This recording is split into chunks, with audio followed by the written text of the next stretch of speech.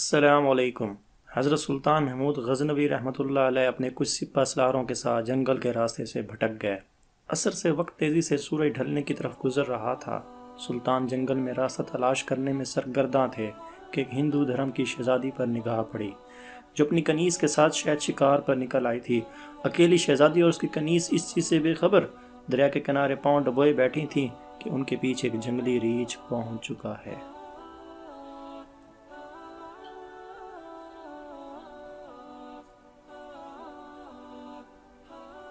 اس وقت تک کہ سلطان کا تیر اس کے حلق سے آر پار ہوتا، وہ ریچھ شہزادی کی کنیز کو ایک ہاتھ کے پنجے سے ضرب دے چکا تھا۔ اس سے پہلے کہ شہزادی اپنا تیر سنبھالتی اور تیر کمان میں لگاتی، شاید بہت دیر ہو جاتی۔ سلطان محمود غزنوی رحمۃ اللہ علیہ نے بے تربے 3 تیر اس جنگلی درندے پر مارے جس سے وہ ڈھیر ہو گیا۔ شہزادی کو یہ جاننے مشکل نہ ہوئی کہ اس مہارت اور بہادری کا مظاہرہ کوئی جنگجو سپہ سالار ہی کر سکتا ہے۔ شہزادی سلطان کی طرف متوجہ ہوئی، اظہار تشکر کے طور پر اپنا تعارف کراتے ہوئے کہا، میرا نام سمرتی ہے، میں جے پور ریاست کے راجہ کی اکلوتی بیٹی ہوں۔ میری جان بچانے کا تمہارا شکریہ۔ میں تمہیں اپنی پتا سے کہہ کر اب فوج میں کوئی اعلیٰ عہدہ دلا دوں گی۔ ویسے تم ہماری فوج کے سپاہی لگتے تو نہیں ہو، بتاؤ کہاں سے تعلق ہے تمہارا؟ سمرتی شاید یہ جانتی نہیں تھی کہ اس کے سامنے کوئی معمولی سپاہی نہیں بلکہ اس وقت کی سب سے طاقتور اسلامی لشکر کے سربراہ اعلیٰ سلطان محمود غزنوی رحمۃ اللہ علیہ ہیں، جن کے نام سے ہندو راجوں کے حلق خشک ہو جاتے ہیں۔ سلطان نے مختصراً اپنا شناخت ظاہر نہ کرتے ہوئے کہا، جی میں کسی اور فوج کا سپاہی ہوں۔ چلیے محترمہ، میں آپ کو کسی محفوظ مقام پر پہنچا دوں گا، آپ میرے پیچھے چلتی جائیں۔ اندھیرا بڑھتا جا رہا ہے، راستہ نہ ملا تو شاید اسی جنگل میں رات بسر کرنی پڑے۔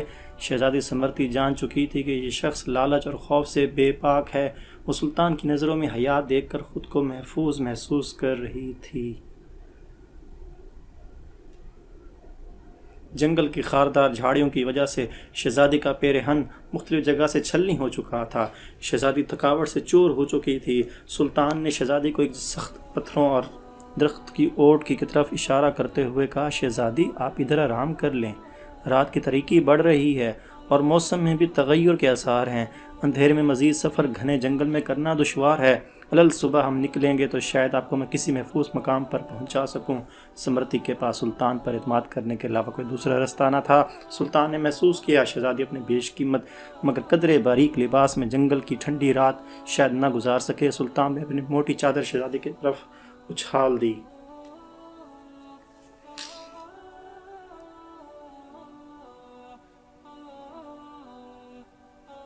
اور معنی خیز نظروں سے شہزادی کو دیکھا، جیسے کہہ رہے ہوں یہ اوڑھ لیں۔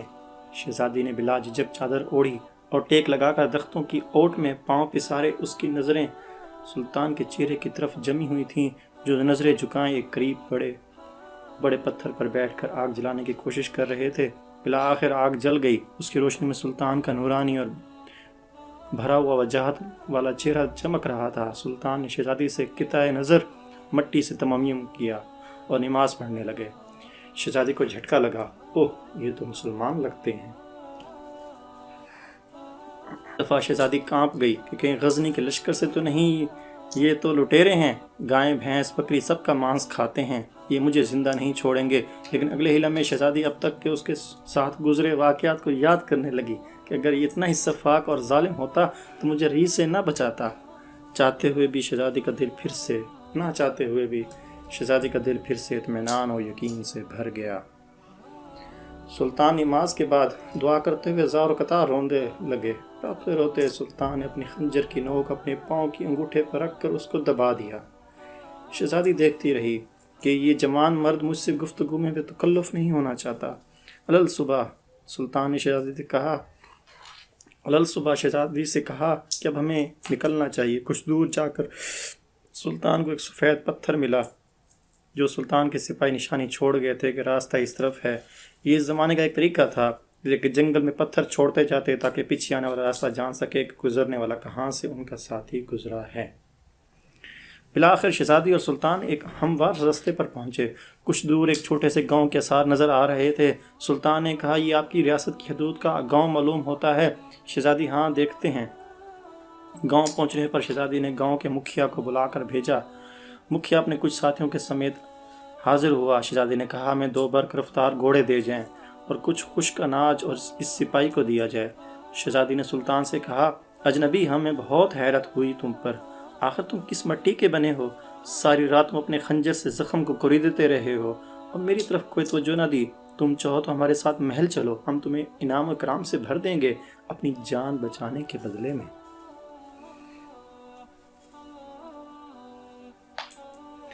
سلطان نے گھوڑے پر سوار ہو کر شہزادی سے کہا شہزادی صاحبہ، زخم اس لیے کوریدتا رہا کہ آپ کا حسن میرے ایمان کو زد نہ پہنچائے اور میری توجہ میرے درد کی طرف رہے، آپ کی طرف نہ بڑھے۔ شہزادی، کیا تمہیں یہ موقع نہیں گنوانا چاہیے تھا؟ ہم سے خلوت میں ملاقات کے لیے لوگ اپنی ریاستیں دستبردار کرنے کو تیار ہیں۔ سلطان نے کہا شہزادی، میں مسلمان ہوں اور محمد مصطفیٰ صلی اللہ علیہ وآلہ وسلم کا غلام ہوں۔ میری نظر آپ کے جسم پر نہیں بلکہ خود میری اپنی روح پر تھی۔ شاید میرے جسم سے گناہ کا داغ دھل جاتا، لیکن میری روح پر اس گناہ کا داغ لے کر اپنے نبی پاک صلی اللہ علیہ وآلہ وسلم کے ساتھ کیسے پیش ہوتا؟ مجھے یہ گوارا نہیں تھا، کیونکہ الحمدللہ میں ایک سچا مسلمان ہوں۔ شہزادی یہ جواب سن کر اس سپاہی کے اپنے سچے مذہب اسلام کے ساتھ لگاؤ، محبت اور وفاداری دیکھ کر ان کے کردار سے متاثر ہوئے بنا نہ رہ سکی، جیسے اس کا دل اس اجنبی کے مذہب اور زندگی میں شامل ہونے کو بے قرار ہو۔ یہ کہہ کر سلطان نے اجازت چاہی۔ شہزادی فوج کا نام تو بتاتے جو ہم یاد رکھیں گے۔ سلطان نے چادر سے نقاب اوڑھا، یہ ترکش کندھے پر ڈالے، تلوار اپنے میان میں ڈالی اور گھوڑے کی رکابیں پکڑتے ہوئے بولے شہزادی، میرا نام سلطان محمود غزنوی ہے اور میں ہی غزنی کی عظیم و شان فوج کا سپہ سالار اعظم اور سلطان یعنی بادشاہ ہوں۔ یہ کہہ کر سلطان نے گھوڑے کو ایڑ لگا دی اور سر پر دوڑتے ہوئے آنکھوں سے اوجھل ہو گئے۔ اللہ اکبر، سبحان اللہ، ماشاء اللہ، یہ تھے اللہ و رسول کے سچے وفادار، ایسے تھے اسلامی سلطنت کے حکمران اور مسلمان بادشاہ اور کامل ایمان والے۔ آج ان کے نقش قدم پاک ہم سب کے لیے راہ نجات ہیں۔ اس پیغام کو دوسروں تک پہنچائیے تاکہ اللہ کی کسی کی زندگی کو آپ کے ذریعے بدل دے۔